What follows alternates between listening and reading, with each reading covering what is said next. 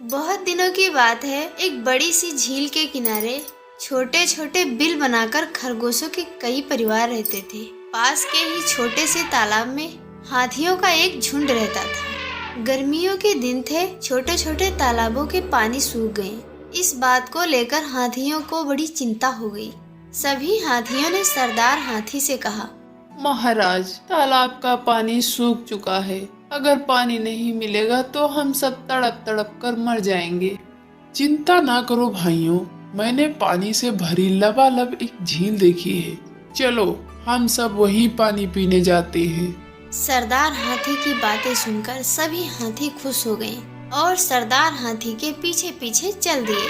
मस्ती में झूमते हुए हाथियों ने ये भी नहीं देखा कि झील के पास खरगोशों का घर है। भारी भरकम शरीर वाले हाथियों से कई खरगोशों के घर बर्बाद हो गए। कई खरगोश उनके पैरों तले रौंद कर मर गए और कई खरगोश घायल भी हो गए। जो बच गए वो अपनी जान बचाकर भागे। खरगोशों को बड़ी चिंता हो गई। एक दिन सभी खरगोशों ने एक सभा बुलाई। भाइयों, यदि हाथी हमें इस तरह रौंदते रहेगा तो एक दिन हम सब समाप्त हो जाएंगे। हम सभी खरगोश मिलकर उन हाथियों से बदला लेंगे। साथियों, हम सब खरगोश एक नन्हे प्राणी हैं।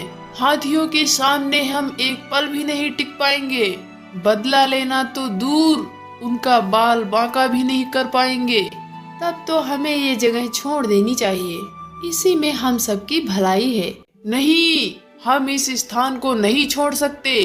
ये हमारी जन्मभूमि है। अब हमें क्या करना चाहिए? साथियों, हमें हाथियों को भगाने के लिए अक्ल से काम लेना होगा। आप हमारे सरदार हैं, आप बुद्धिमान भी हैं। हाथियों को भगाने के लिए आप ही कोई उपाय करिए। साथियों, अगर हम हाथियों को किसी तरह डरा दें, अगर हमने हाथियों को किसी तरह डरा दिया तो हमें ये स्थान भी नहीं छोड़ना पड़ेगा। तो हाथियों के पैरों तले कुचले जाने का डर भी समाप्त हो जाएगा। लेकिन कैसे? मुझे सोचने दो। सरदार खरगोश हाथियों को डराने का उपाय सोचने लगा। तभी हाथियों का झुंड आता हुआ दिखाई दिया। सभी खरगोश डर गए और भागने लगे। तभी सरदार खरगोश को एक उपाय सूझा और सरदार खरगोश अपनी जगह पर रुका रहा। जब सभी हाथी उसके पास आ गए तो सरदार खरगोश जोर से बोला, दुष्ट हाथियों, सावधान, रुक जाओ। यहाँ से आगे मत बढ़ना, नहीं तो तुम सब मारे जाओगे। मूर्ख खरगोश, तूने हम हाथियों को दुष्ट कह के हमारा अपमान किया है। मैं अभी तुम्हें अपने पैरों से कुचलकर मार डालूंगा। मैं जानता हूँ तुम मुझे मार सकते हो।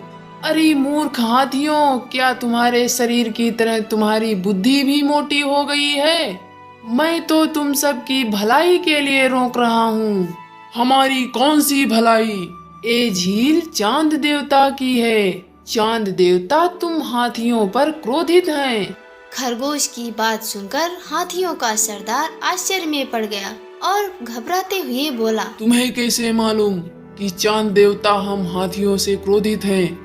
कल रात को चांद देवता आए थे और मुझसे बोले, सभी हाथी आकर मेरी इस पवित्र झील को गंदा कर देते हैं। आज के बाद अगर कोई भी हाथी मेरी इस पवित्र झील पे आया तो मैं उसे दंड दूंगा। अब भी वो झील के भीतर ही हैं। मेरे साथ आओ, मैं दिखाता हूँ। ये कहकर सरदार खरगोश आगे आगे चल पड़ा। रात हो चुकी थी। आसमान में चांद निकल आया था। सरदार खरगोश ने एक छोटा सा पत्थर झील में डाल दिया और झील का पानी हिलने लगा। चांद की हिलती छाया को दिखाकर खरगोश ने कहा, देखो देखो देखो, चांद देवता गुस्से से कांप रहे हैं। अगर तुमने में से किसी ने कुछ पूछा तो वो तुम्हें श्राप दे देंगे। सरदार खरगोश की बात सुनकर सभी हाथी डर गए और बोले, अब हम क्या करें? चुपचाप सिर झुकाओ और यहाँ से चले जाओ।